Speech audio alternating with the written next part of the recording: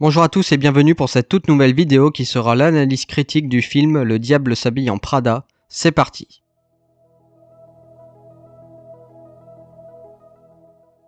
Le film est adapté du roman Le Diable s'habille en Prada, lui-même inspiré de l'expérience de son autrice dans le monde de la mode. Sorti en 2006, le film s'inscrit dans une période où Hollywood explore fortement les milieux professionnels élitistes, les dynamiques de pouvoir féminine, la satire du luxe et des médias. Il met en scène l'univers impitoyable du magazine de mode fictif Runway, dirigé d'une main de fer par Miranda.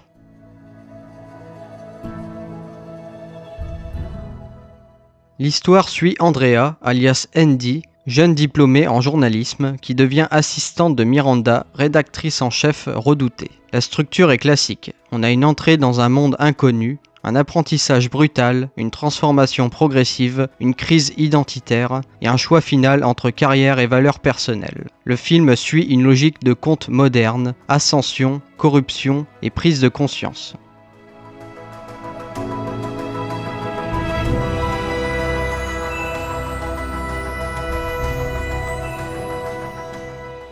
Miranda, interprétée par Meryl Streep, est le personnage central du film.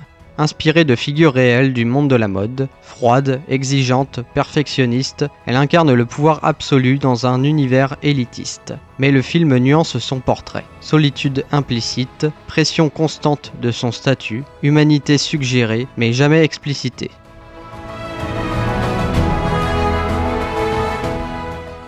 Interprétée par Anna Thaouet, c'est la protagoniste et point d'entrée du spectateur. Son évolution est majeure, de naïve à compétente puis désabusée. Sa transformation physique et morale est progressive.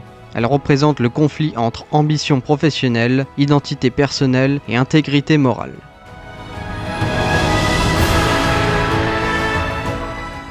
Interprétée par Emily Blunt, assistante senior de Miranda, cynique, stressée, obsessionnelle, elle vit pour et par le travail. Elle incarne ce qu'Andy pourrait devenir si elle accepte totalement ce monde.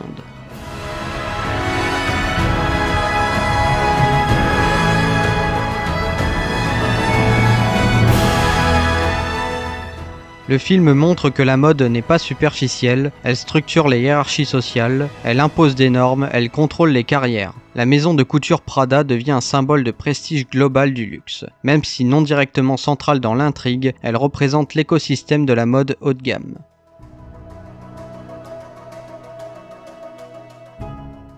Le conflit central. Réussir professionnellement ou rester fidèle à soi-même. Le film ne donne pas de réponse simple. La réussite a un coût, la fidélité à soi implique souvent un renoncement.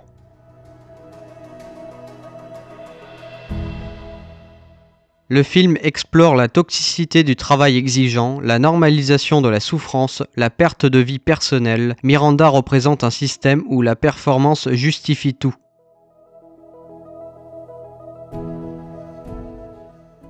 Andy change physiquement et socialement. Vêtements, attitudes, langage, confiance. Le film interroge la frontière entre évolution et trahison de soi.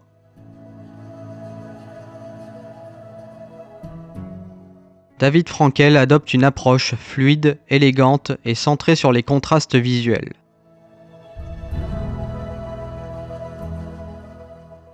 Le montage est rythmé, il y a une transition entre le monde ordinaire et le monde Runway, il y a une esthétique brillante du luxe.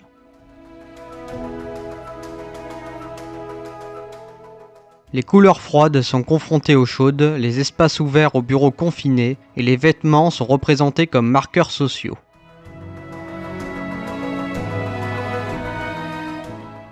L'un des éléments les plus marquants du film est la transformation visuelle d'Andy. Les costumes sont conçus comme une narration silencieuse. Les vêtements ne sont pas décoratifs mais narratifs. Au début du film, on a affaire à des vêtements neutres et fonctionnels. En milieu, une adoption du style Runway. Et en fin de film, un retour à une simplicité assumée.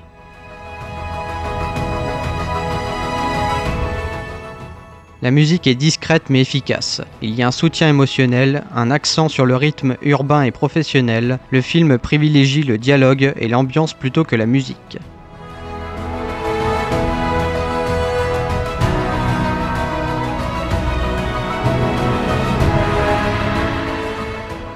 Le film montre une pression extrême, une exploitation émotionnelle et une hiérarchie rigide, mais sans tomber dans une dénonciation simpliste. Miranda est dure, mais compétente et cohérente dans son univers.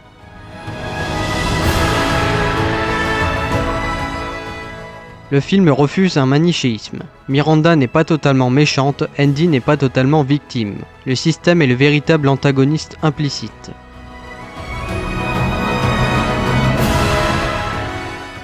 Le film observe avec ironie la superficialité apparente, l'obsession de l'apparence et les contradictions du monde de la mode. Mais il reste aussi fasciné par cet univers.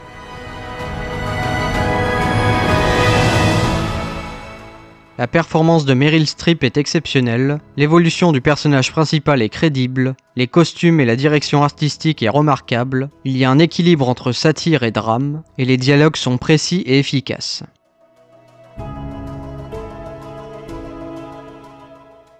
L'antagonisme est parfois trop implicite, le final est un peu abrupt sur le plan émotionnel, certains personnages secondaires sont peu développés, et la critique sociale est parfois adoucie par le glamour.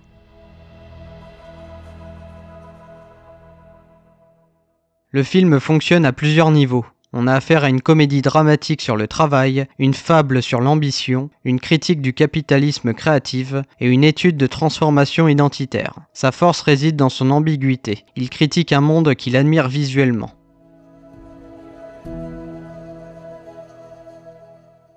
Je lui adresse la note de 8,5 sur 10. Le diable s'habille en Prada est un film élégant, intelligent, nuancé, porté par des performances d'acteurs exceptionnelles. Il réussit à transformer un univers superficiel en réflexion profonde sur le pouvoir, l'ambition et l'identité. Et voilà, c'était tout pour cette vidéo, j'espère que vous avez apprécié. Si c'est le cas, n'hésitez pas à liker, partager ou encore vous abonner, ça fait toujours plaisir. N'hésitez pas également à faire part de votre avis en commentaire. Sur ce, je vous dis à très vite pour de prochaines vidéos. Ciao!